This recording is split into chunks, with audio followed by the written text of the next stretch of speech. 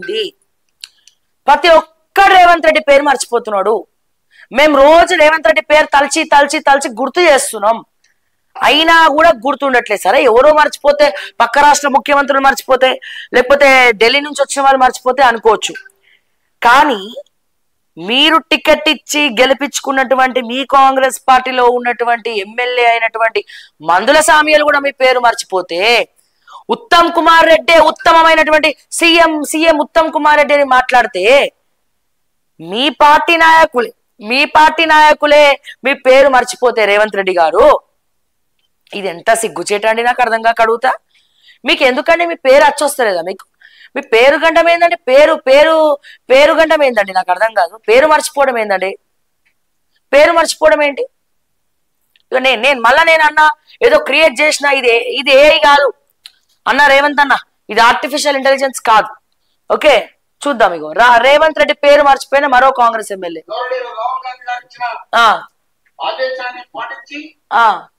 రాష్ట్ర ప్రభుత్వం, రాష్ట్ర ముఖ్యమంత్రి వర్యులు ఉత్తమ్ కుమార్ రెడ్డి గారు, అదేవిధంగా గౌరవనీయ ఉప ముఖ్యమంత్రి వర్యులు బట్టి విక్రమార్క గారు,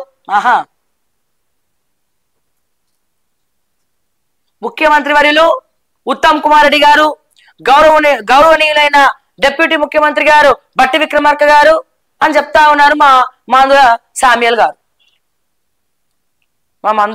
గారు. అట్లా చెప్తా ఉన్నారు, పేరు మర్చిపోయినారు. ముఖ్యమంత్రి ఉత్తమ్ కుమార్ రెడ్డి గారి మనిషి అయినా కావాలని అన్నట్లేదు, అది పొరపాటున అన్నట్టు అనబడుతుందా? అట్లీస్ట్ పేరు చదివిన తర్వాత ఆయనకు గుర్తు, అరే సారీ అనాలా? గతంలో చాలా మంది పేర్లు మర్చిపోయినారు, ఆ మర్చిపోయిన వాళ్ళందరూ కూడా సారీ అన్నారు. ఈయన అది కూడా అంటలేడే, అరే పొరపాట్ల సారీ రేవంత్ రెడ్డి అన్నాడు, అనాలి కదా. అట్లా కూడా లేదే. ఉత్తమ్ కుమార్ రెడ్డి బట్టి విక్రమార్క డిప్యూటీ ముఖ్యమంత్రి అని చెప్పుకుంటూ వెళ్ళిపోతున్నాడు.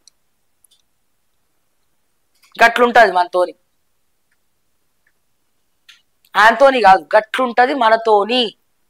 ఓకే మా మందుల సామ్యాల్ అన్నతోని అట్లుంటది. మా మందుల సామ్యాల్ అన్న అంటే ఆ మాత్రం ఉండాలి.